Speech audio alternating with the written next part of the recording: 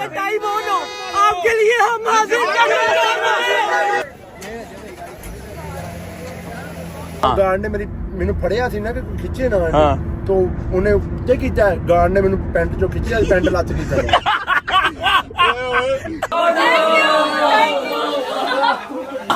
मेरा भाई लेके आया मेरे लिए फ्लावर्स विकल मैं आया हूँ उम्रे से। चलो जी नवा ड्रामा देख लो। ये क्या हो रहा है भाईजान, ये क्या हो रहा है यार जबरी बड़ा ही गरीब कोई एयरपोर्ट है बंदे को कपड़े ही नहीं है बुढ़िया नंगी पड़ी यार अच्छा चलो ठीक है क्या जा रहा है देखो बट क्यों क्या हो हरकत करना यार हो हरकत क्यों करना क्यों हो हरकत करना मैं दस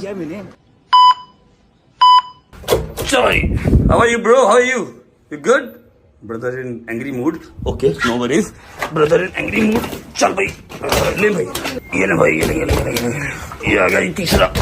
चलो जी आजा दोस्ता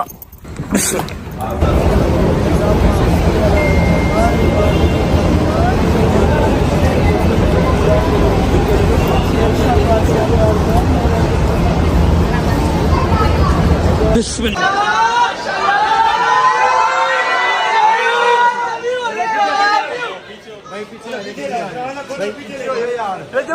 ਪਿੱਛੇ ਹੋਈ ਓਏ